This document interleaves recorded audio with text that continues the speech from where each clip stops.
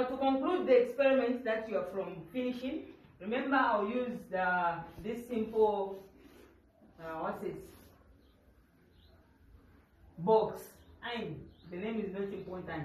This box to simply conclude the Mendel's second experiment. Remember, by now, I hope you've drawn or simply finished the genetic diagram, and you know that on Mendel's second experiment, when he crossed or self-breeded heterozygous plant, he found out that 3/4 of the offsprings were simply tall, and were simply tall, and one was simply short. So how is it? So we had this and that, this and that. So this is the easiest way you can know the outcome of the genetic diagram in the exam, because you can't be drawing genetic diagrams to find out the answer. So I'll use this one to just conclude, so that you can mark yourself and see if what I'm going to get here is what you got. So we'll start. Capital letter T going with that T. Remember, the first letter will cross with the two letters in the other parents. So this is one parent, parent A, then parent B. So this and that will be capital letter T. This T here, that T here. This going here, there is capital letter T and small letter t. So homozygous to, heterozygous to. This going there, remember we start with the capital letter, so capital letter T and small letter t. Heterozygous to plant. Then this going there, that is simply small letter t, which is a short. So we find that 3/4 of the offsprings were simply to plant. Then 1/4 was simply water, shorter plant. Why? Because on the offsprings of the genetic diagram, we have 4 offsprings. So out of 4 offsprings, how many were tall? We have 1, 2, 3. That is why I've written 3/4. If there were 4, I'll write 4/4. And out of the short plants, how many are short? It is just simply 1. So 1/4. But for the percentages, we'll simply do it as lesson for another day. So I have an exam question that we're simply going to answer, and it is simply going to display on your board, on the board there. So we're going to answer 2021. 2021, paper 2. And remember, genetics is always question 5. Always year in, year out. 1990 chapters up to 2024. And we know 2025 for sure, it is coming on question 5. So this question is simply on question 5. And on question 5, we're only going to answer part B, which is the genetic diagram. On variation, name the traits in which we showed discontinuous variation, we did this. And also the causes of variation, we did this. So because we're learning about the genetic diagram, that is what we're answering. So I just want to show you briefly the question. So this is the question that we are doing, and it is simply displaying right there. So you read through as I am reading through. So the statement is saying, in humans, black hair is dominant over blonde hair. So data, we're talking about hair. What type of hair? We have black hair. Black hair as well as what? Blonde. Black hair and blonde hair. Then they are saying black hair is dominant. So this one is what? Dominant. They are saying black hair is dominant over blonde hair. So meaning this one is simply what? Recessive. So meaning this one is expressing itself more than this one. Always in the exam, the statement under genetic diagram is very important, more than drawing the genetic diagram.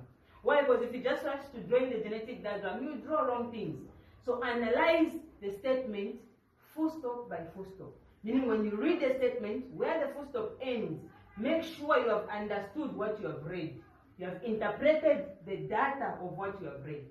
So me here, I've read to say, blonde hair is dominant, and black hair is dominant, and blonde is simply what? Recessive. Then what else is the examiner saying? Using the letters B, which is the capital letter, and the small letter b to represent the alleles. So here they've given me the letters. So I'm using capital letter B and small letter b.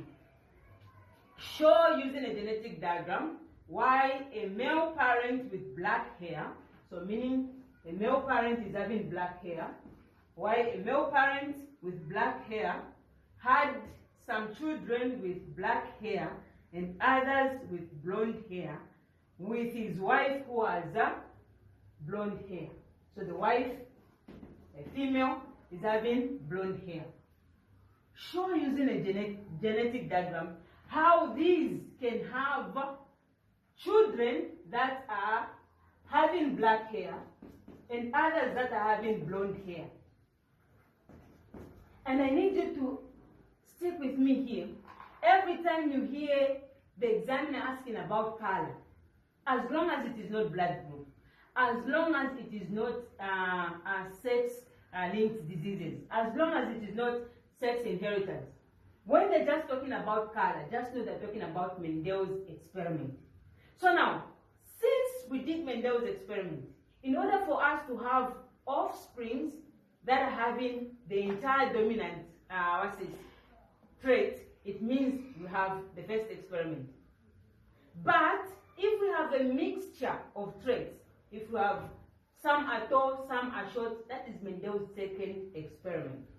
And under the second experiment, we are having heterozygous alleles. So when you cross heterozygous alleles, that is when we are having the desired offsprings. So meaning, when we talk about black hair, since it is dominant, it is expressing itself more than the other. It can either be dominant heterozygous or both dominant capital letters. When you're talking about blonde hair is simply what? Recessive. Now under recessiveness, it can either be both small letters. That's it. So for blonde, it can either be this. For dominant, it can either be that. This is why you prove. So what am I going to use in order for me to come out with offsprings, some who are tall, some who are black and some who are blonde? If I use homozygous black and homozygous blonde, all the offsprings are going to come out with black hair. How? That is Mendel's experiment. When I do the process, I will not draw the genetic diagram, I'll use this. So we have capital letter B's representing black, small letter B's representing blonde. Let's try and do the genetic diagram. This B and this B, capital letter comes first and the small letter. This is heterozygous black. This and this, heterozygous black. This and that, same, heterozygous black. This and that, heterozygous black. That is how I know all the offsprings are coming out to be what? Black.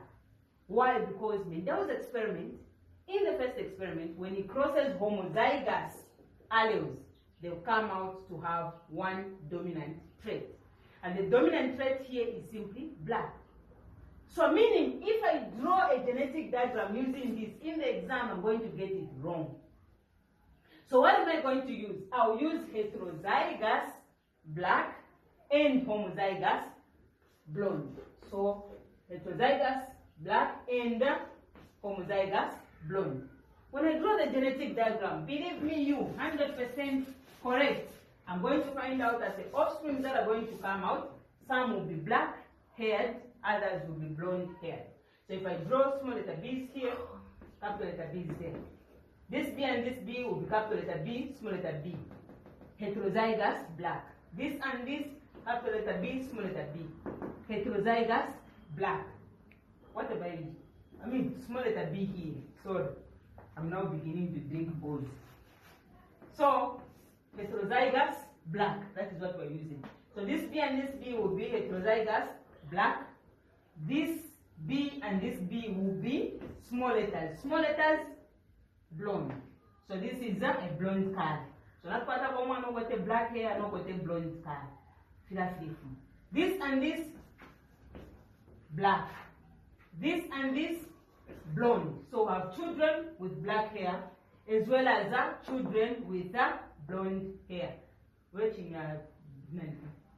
So meaning it has come out. So those are the alleles that we're going to use to draw now the genetic diagram. So any questions as I rub the board?